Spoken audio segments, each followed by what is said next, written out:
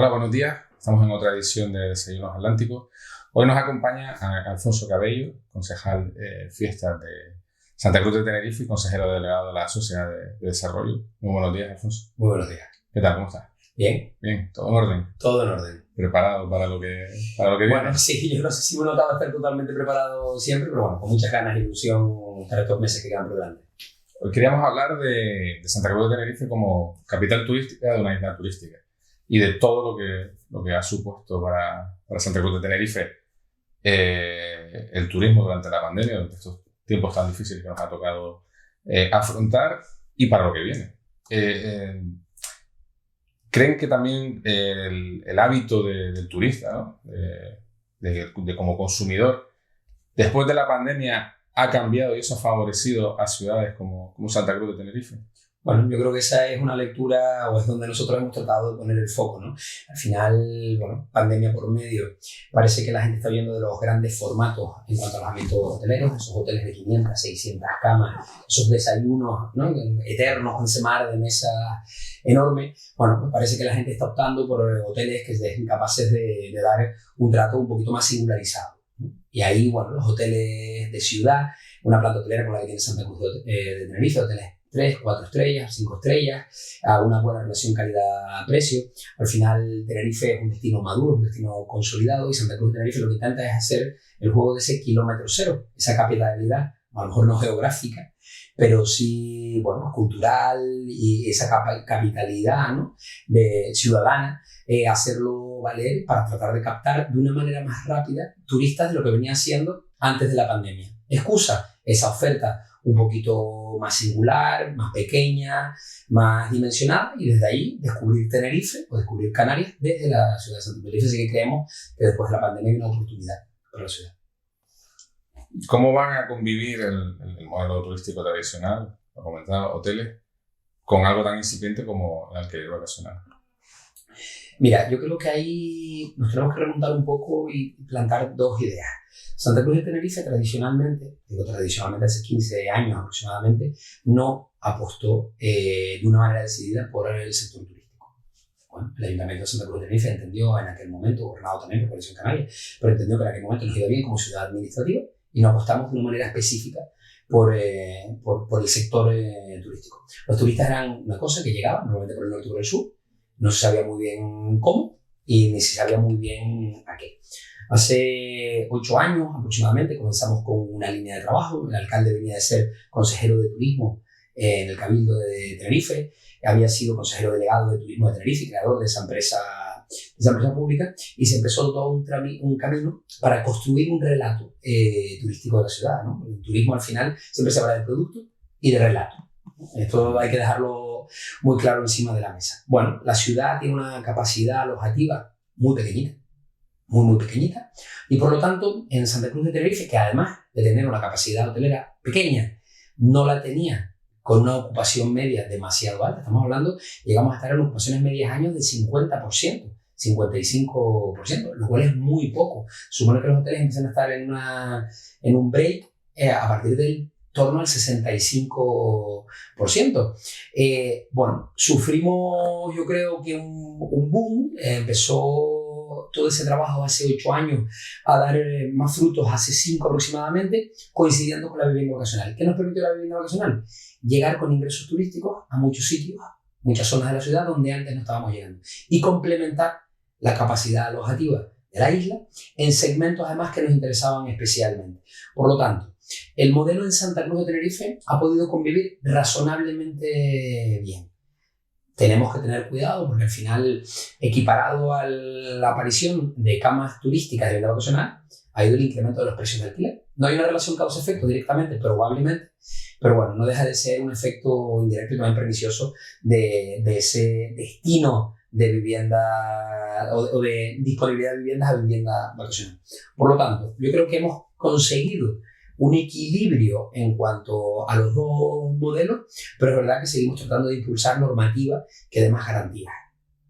Pero en este sentido, ¿cómo podría llegar a afectar el borrador que ha preparado la CECAM para la adaptación de las viviendas vacacionales y que Doris Borrego, la presidenta de las CAB, ha dicho que eso acabaría con el 95% de... Mira, ahí con Doris hemos dedicado mucho tiempo a debatir. Santa Cruz de Tenerife, yo creo que en el primer empuje mío hace 6 años como concejal de promoción económica del Ayuntamiento, tuvimos el primer borrador en Canarias de ordenanza que regulaba la vivienda vacacional. Nos fuimos en Fitur, estuve con el alcalde de Palma de Mallorca, que era el primero en el ámbito estatal que lo puso en marcha. Nos sentamos, compartimos los modelos y lo empezamos a impulsar aquí. Bueno, al final todos esos borradores de ordenanzas cayeron porque ahí hay una legislación que es la que tiene que ver con el derecho a la propiedad que tumbó todas las ordenanzas a nivel estatal.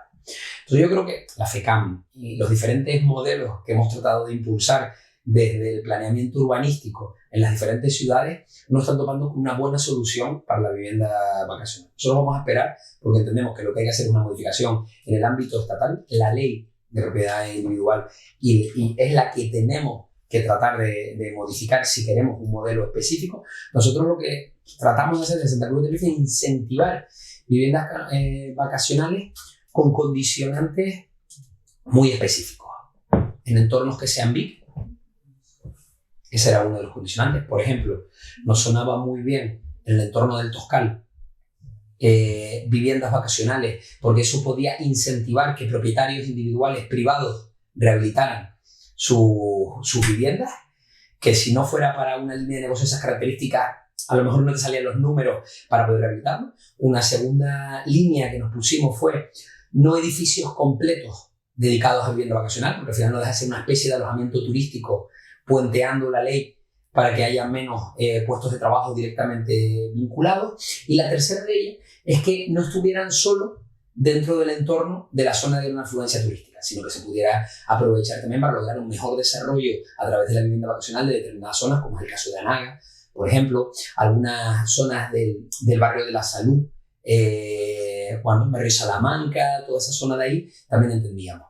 Entonces, ¿qué hacemos? Tratar de trabajarlo con las licencias, tratar de trabajarlo con el planeamiento, pero la realidad es que creemos que todas las medidas impulsadas desde el ayuntamiento, bien intencionadas probablemente por parte de la FECAM, mientras no se produzca un cambio legislativo, la impresión que tenemos en el ayuntamiento y lo que nos dicen nuestros técnicos es que no tiene visos de tener garantías para nadie, ni para quienes invierten en vivienda vacacional, ni para nosotros como reguladores. Perdón el inciso, pero ahora que hablabas de Toscal, parece que saldrá ya el plan general de ordenación de Toscal, ¿o qué pasa? Yo soy de Toscal y necesito saberlo ya. Exacto. El Toscal, todos tenemos ese gran diamante en bruto, ¿no? Hay mucha controversia. Yo es de esas cosas que cuando estás en las calles, además, la gente pregunta qué pasa con el Toscal, qué pasa con las viviendas del Toscal, etc. Hay un déficit de planeamiento. Santa Cruz de Tenerife, yo creo que Canarias en general, pero el caso de Santa Cruz de Tenerife, bueno, pues es sangrante. Es sangrante.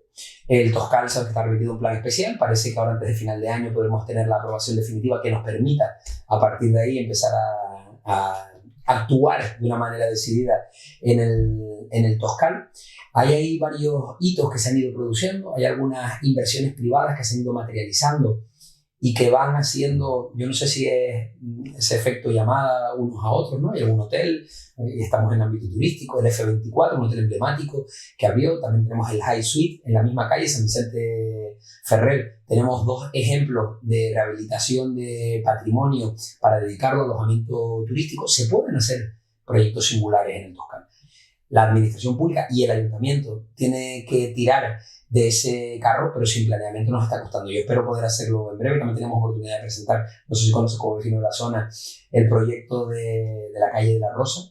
Por supuesto. Sí. Es uno de esos proyectos que esperemos que va a ser transformadores y que va a marcar un punto de inflexión, ¿no? Con un planeamiento aprobado y un proyecto de esas características se puede dar una vuelta al calcetín en el Toscal y que sea de verdad un lugar de generación de riqueza para la ciudad, porque el sitio tiene un encanto muy peculiar.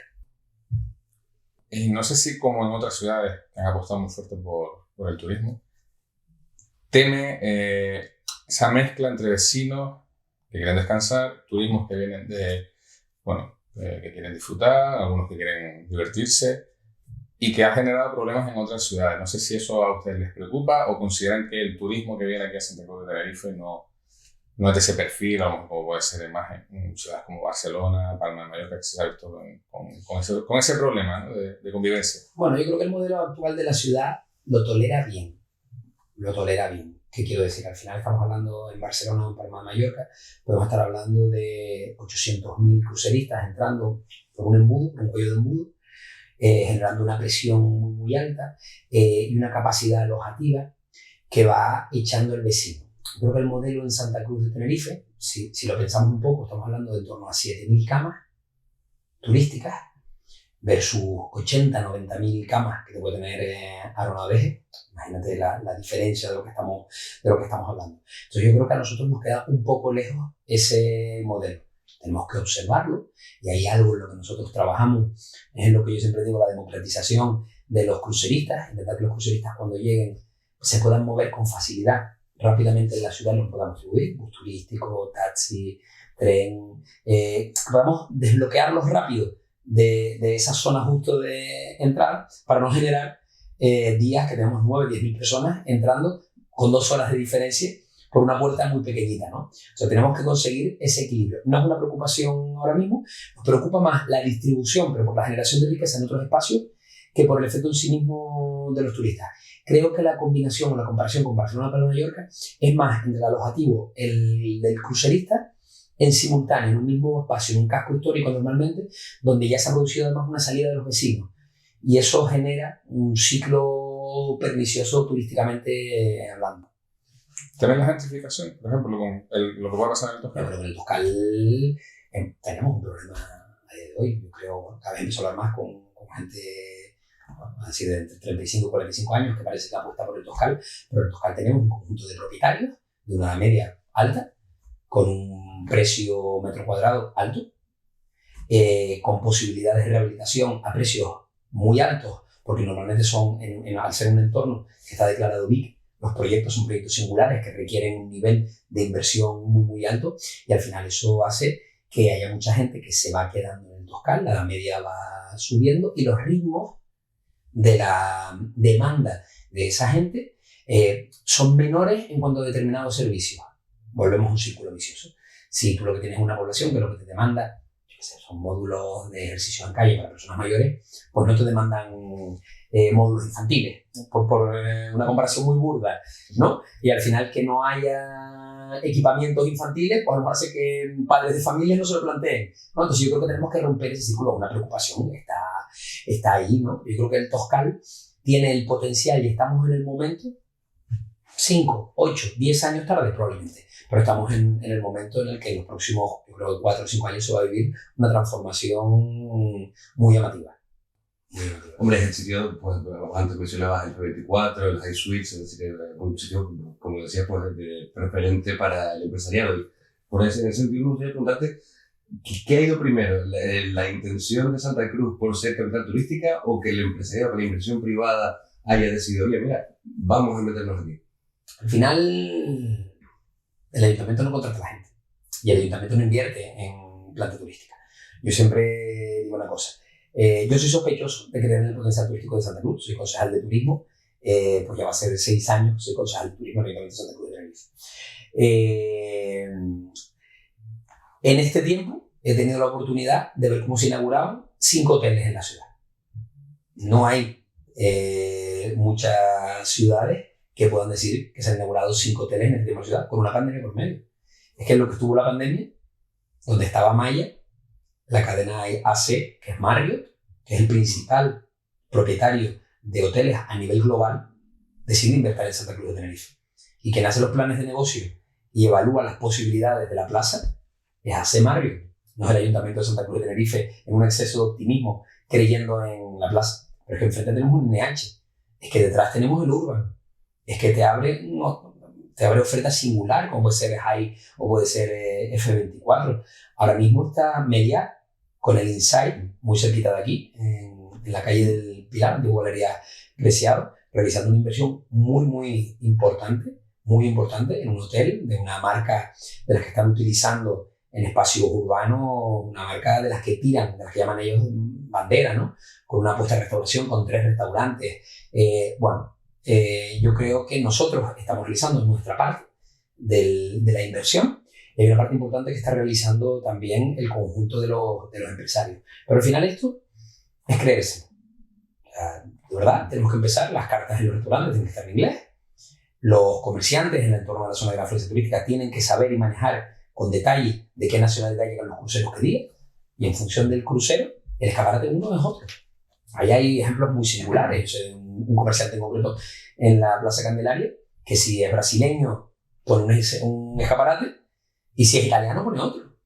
Desde lo más obvio, que son las pulseritas con la bandera de turno y terminadas en plata y tal, hasta cosas como que tienen que ver el estilo de las gafas, etc. Bueno, eso tenemos que acostumbrarnos a que ese enfoque se trabaje en Santa Cruz de Tenerife. Entonces, bueno, yo creo que al final los privados, en este caso, en la parte alojativa, se ha hecho la apuesta, el ayuntamiento la está haciendo. Anunciaba estos días 16 millones de euros Museo Rodin, la semana pasada primera piedra de ese templo masónico, Palacio de Carta. Yo espero que después de a final de año, principio del siguiente, estemos inaugurando la oficina de información turística en esa casa, en el Palacio de Carta. Bueno, se está intentando invertir en cosas que ver y cosas que hacer en Santa Cruz de Tenerife como excusa para tener más visitantes también, ¿no? Yo quería aprovechar, Marriott, Meliá, algo verán, ¿no? para ver en Santa Cruz. ¿Comparten esos datos con ustedes? ¿El por qué invierten aquí? ¿Qué es lo que consideran potencialmente atractivo de Santa Cruz de Tenerife? Capital turística, de isla turística, me refiero. Vamos a ver. Tenerife tiene, en un momento bueno, 6 millones de turistas. Conjunto de la comunidad autónoma, 15 millones de turistas. Cuba tiene 5,5, también 6 millones. Estamos ahí. Australia está en esos números también. O sea, Tenerife compite a nivel global con países completos. Tenemos un territorio que es el que es. Hay mucha gente que elige un destino como puede ser Tenerife, oye, que a lo mejor no le apetece salir y que lo que te encuentres por la calle sea gente en bañador todo el día, porque así no vivimos los de aquí. Y al final, cuando tú vas fuera, determinado perfil de público, lo que buscas es ir a ver cómo viven los de allí y a descubrir la cultura del sitio donde están y la gastronomía, etc. Yo creo que ahí Tenerife tiene que tener un discurso que lo va trabajando y Santa Cruz tiene que jugar su carta. Y su carta es el corazón de Tenerife. Esto es tan sencillo como cuando uno elige la marca ciudad, ese corazón de Tenerife. Bueno, unos primeros borradores de la marca ciudad previo a que hablaba de la capital, ser capital. Capitales hay mil. Es que Santa Cruz, si tú pones en Google Santa Cruz, te salen 189.000 resultados. O eres de Tenerife, o tienes ese apellido, o te pierdes en el mundo. Solo tenemos que jugar a que somos la capital y kilómetro cero de esa isla. Entonces, bueno, yo me acuerdo cuando se armó revuelo hace 5 años, cuando me fui a Fitur, y el folleto que nos llevábamos tenía una foto de la laguna, tenía una foto del médano. Vamos, pero a ti no se te ocurre que tú te vas a Barcelona, vas a cualquier lado, y te vendan que es que en 25 minutos, es que en 15 minutos de la autopista estás en la laguna. Y es una ciudad que es patrimonio histórico. ¿Por qué no alojarte en Santa Cruz, disfrutar de una zona que es la que tiene la mayor concentración de tiendas, un casco urbano atractivo, una masa de huelga más importante de cualquier capital de provincia, y en 10-15 minutos, o 45 si coges el tranvía, vamos a dar un chiste, bueno, tratarte en la laguna? Oye, es que en un momento te pones en el médano. Pero es que nosotros tenemos, antes hablábamos de vivienda vacacional, gente que se viene con la tabla de surf y la bicicleta. Muchos alemanes ahora mismo. Es una demanda muy buscada en vivienda vacacional. ¿Qué buscan? Pues un día se van con la tabla al médano y otro día con la bicicleta en la. Ese es el tipo de turismo que a nosotros nos interesa. Nosotros estamos posicionados porque al final somos capital de provincia, de lunes a jueves, con clientela de negocio. Eso nos da un volumen curioso, y al final lo que intentamos es esa mancha turística ir alargándolo cada vez más. Bueno, eso es un relato que hay que trabajar y que hay que poner encima de la mesa. Hay una cosa ahí muy, muy curiosa, no sé si vamos, la respuesta es demasiado larga. Hay una cosa muy curiosa y que me costaba también desde el principio explicar dentro del ayuntamiento, ¿no? Me acuerdo de las discusiones con los servicios jurídicos de intervención del ayuntamiento, ¿no? Y yo les decía que nosotros teníamos que paquetizar la ciudad, ¿no? Y yo bromeaba con ellos, ¿no? Eso, te estás inventando la palabra. Bueno, tú eres un turista de Birmingham que viene, te estás alojando en un hotel en Adeje, te levantas a desayunar con tu familia, el día está un poco nublado. ¿Qué hacemos hoy? Está nublado para la piscina, ya estuvimos ayer, estoy medio quemado. ¿Qué hacemos? Bueno, vamos a mirar alternativas de qué hacer. Tenemos el coche de alquiler, vamos a mirar qué hacer. Te acercas a la recepción, preguntas, te acercas al sitio de excursiones, haces una búsqueda, ¿no?, en redes, etc.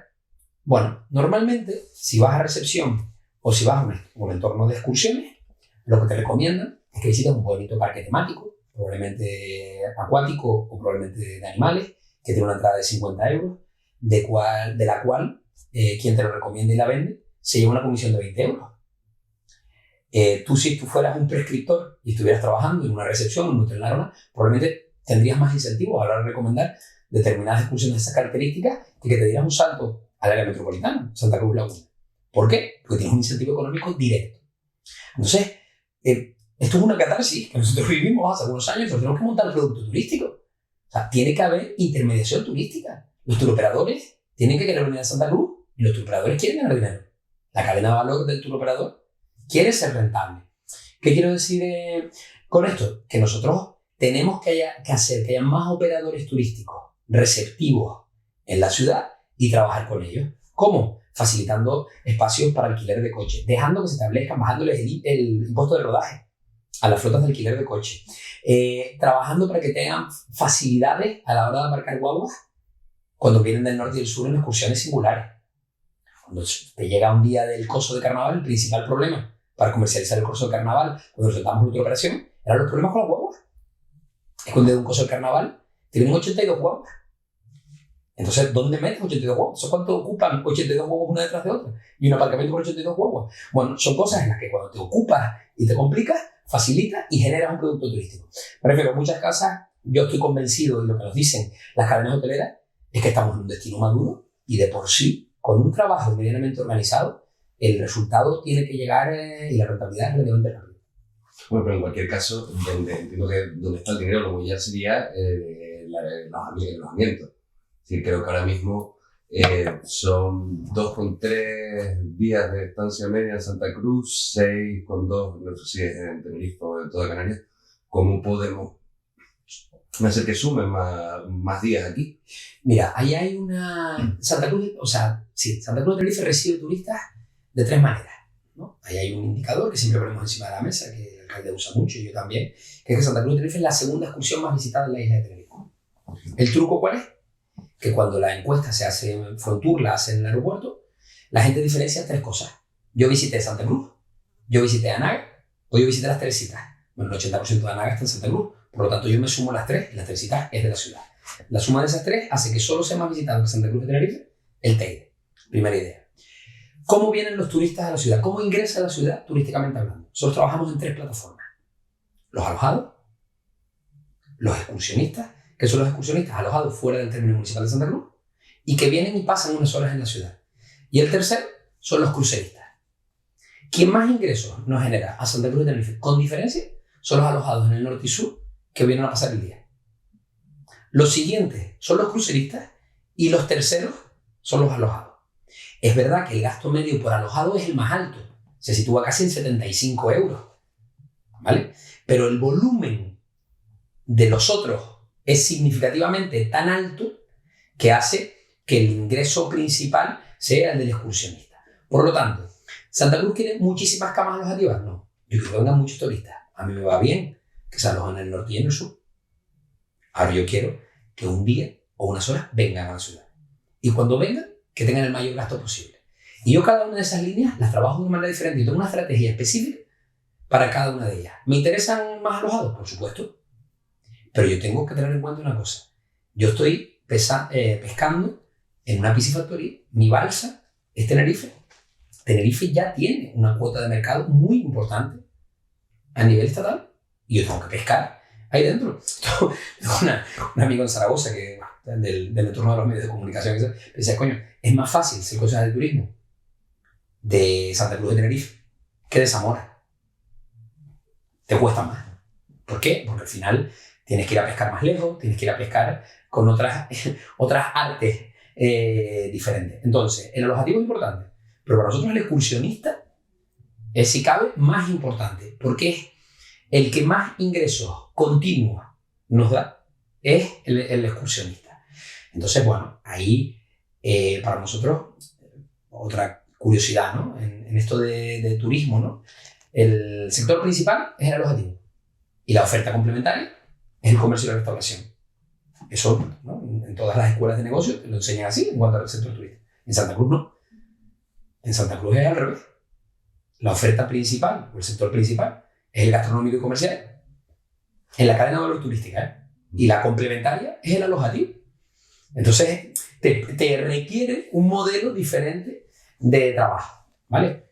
Las tres son importantes, las tres hay que trabajarlas. Ojalá los hoteles tengan una ocupación mayor, porque digo, los ingresos, el gasto medio por turista alojado es mucho mayor que el del excursionista, pero la realidad es que quien nos da de comer hoy es el excursionista. Y tenemos que trabajar en los tres frentes de una manera muy intensa. Hace un mes así, más o menos, Álvaro Rodríguez Tapena, presidente de Puertos del Estado, a cuenta de cierta polémica también con algunas ciudades de los cruceristas, tiró la pelota sobre el tejado sobre las ciudades. Bueno, porque Barcelona, volvemos un poco a Barcelona, Palma de Mallorca, estaban por la labor de acotar la entrada de cruceristas. Entonces Puertos del Estado dijo que él vería bien lo que decidiese cada autoridad local. Que es un debate que existe en Tenerife o ni se lo plantea. Bueno, entendiendo que esta es una entrevista políticamente correcta, lo que voy a decir es que si queda en manos de Puertos del Estado, me preocupa. Y si está en manos de la autoridad portuaria de Santa Cruz de Tenerife, me preocupa aún más. Vamos a decir que la autoridad portuaria... Se refiere más bien al ayuntamiento. Sí, tengo claro dónde se refiere. Tengo claro dónde se refiere. Nosotros en el Ayuntamiento de Santa Cruz de Tenerife tenemos un problema con la autoridad portuaria. Quien realiza la comercialización y firma los contratos para los cruceros es la autoridad portuaria. Eso es así. Nosotros tenemos ahora mismo, a día de hoy, una autoridad portuaria que vive de espaldas a la ciudad de Santa Cruz de Tenerife. Ahora mismo, al frente de la autoridad portuaria está el Partido Socialista y ha entendido que teniendo un gobierno en el ayuntamiento formado por Coalición Canaria y el Partido Popular, les va mejor en determinados casos aislarse. Yo me he encontrado con una autoridad portuaria, yo, no terceros, con una autoridad portuaria que en medio de una pandemia no nos dejó realizar el carnaval en un entorno portuario porque entendía que no estaba para eso. En una parcela que está a día de hoy muerta de risa. Invito a todos aquellos que la quieran ver y bajarse por el entorno de la Plaza de España y mirar y donde están esa terminal de barcos, de veleros, ver toda esa explanada muerta. Bueno, la realidad es que nosotros hemos demandado en muchas ocasiones, y esta es una demanda histórica, que nosotros creemos que hay que dar una vuelta en la comercialización turística de los cruceros en la isla de Tenerife. Nosotros somos, en muchas ocasiones y en muchas épocas al año, el tercer puerto del Estado español en número de cruceros. Turismo de Tenerife no tiene ningún empleado público trabajando para que eso se mejore. La autoridad portuaria tiene un departamento comercial que lo mismo tiene que ir a captar volumen de contenedores, graneles, que ir a buscar turistas. Yo creo que nosotros no lo podemos permitir, sobre todo cuando hablo con puertos, como puede ser el de Barcelona, etcétera, que tienen equipos enteros destinados a esta finalidad. En un mundo global como el que venimos, yo creo que nosotros tenemos que trabajarlo de una manera mucho más intensa. Bueno, nosotros desde el Ayuntamiento tratamos de impulsarlo como podemos, pero nos cuesta, porque mucho de lo que tiene que ver con que un crucero atraque en una ciudad tiene que ver con el destino, pero otras muchas cosas tienen que ver con los costes del amarre, con los costes de combustible, tiene que ver con otras variables diferentes a las que tienen que ver solamente con el aspecto turístico.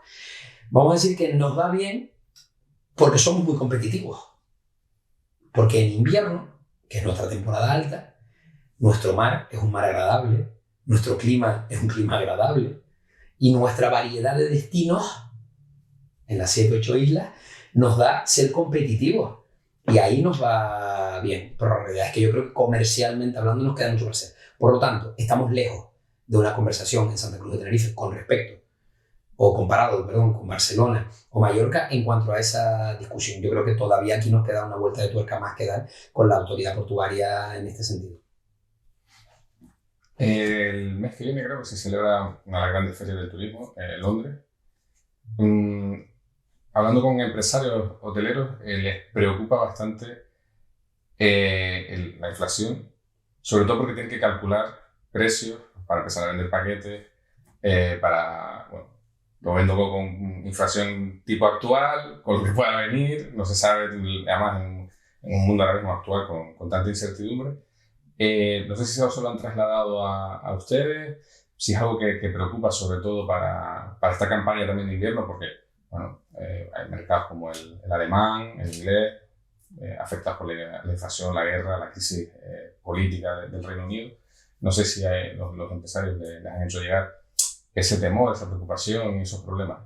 Sí, yo creo que el conjunto del empresariado lo que te transmite, desde de hoy, cuando estás en cualquier caso de club, la palabra es incertidumbre.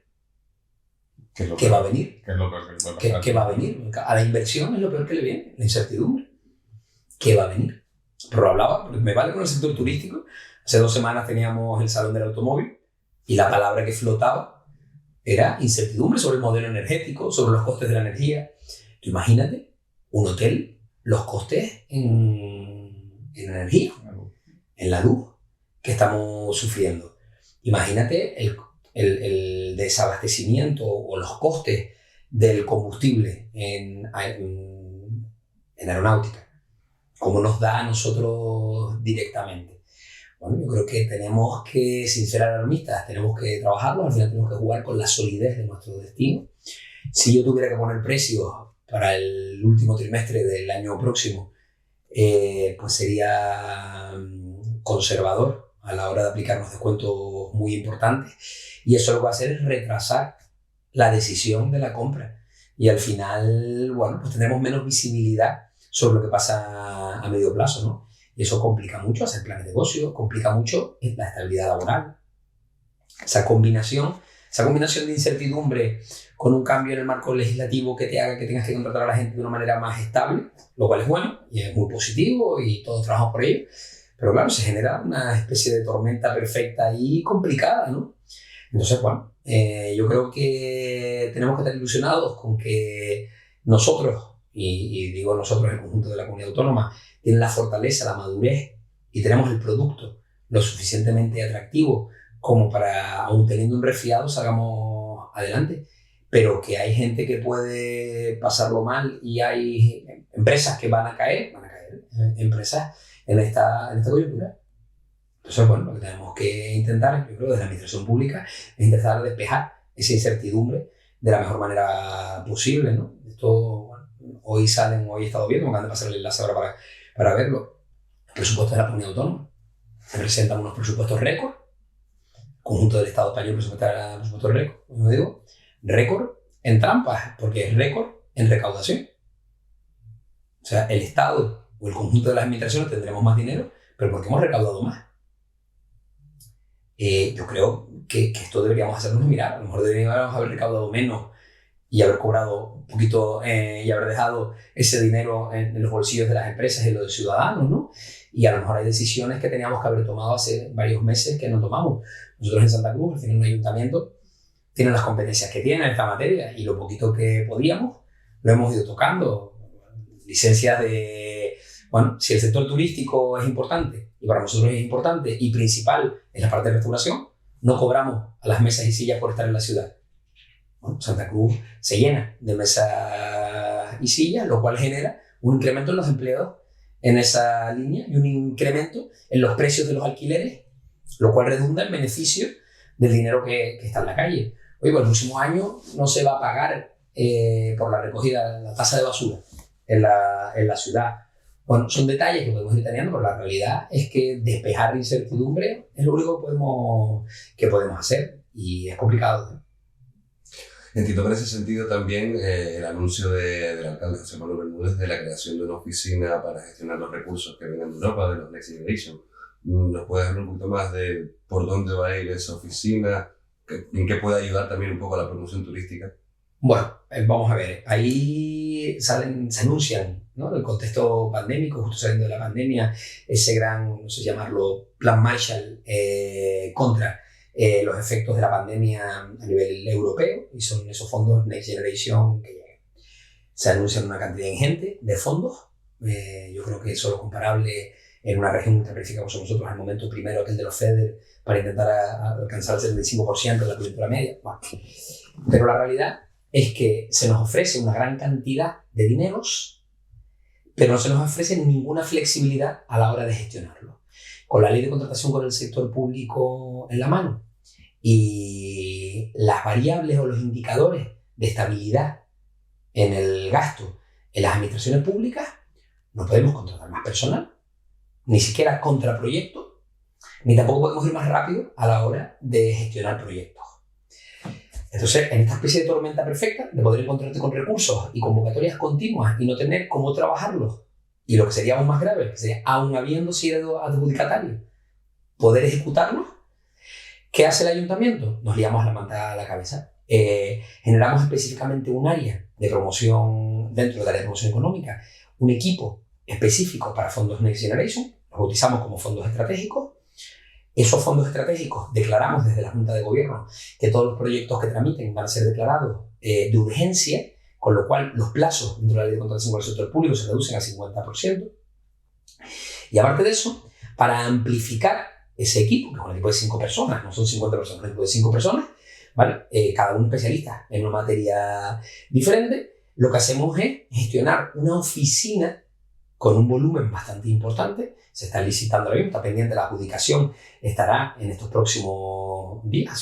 Hace como 8 días que no pregunto, pero vamos, estábamos pendientes, ya había propuesta de adjudicación y estaba pendiente de la adjudicación definitiva. Que lo que nos tiene que dar es dotarnos de los recursos suficientes para hacerle seguimiento a muchos de los proyectos y a la gran cantidad de trabajo administrativo que hay que realizar. Por lo tanto, ¿buena oportunidad? Sí. Hay una muy buena oportunidad en torno a los fondos Next Generation. El Ayuntamiento de Santa Cruz de Tenerife está presentando proyectos a un ritmo muy alto. De hecho, tenemos más de 20 millones de euros ya conseguidos en apenas un año. Ahora el reto está siendo seguir presentando, mantener el nivel de éxito, pero ejecutar a buen ritmo. Hoy, por ejemplo, iba a la Junta de Gobierno la adquisición de 11 guaguas eléctricas con cargo a uno de estos fondos. Antes hablábamos de la Rosa.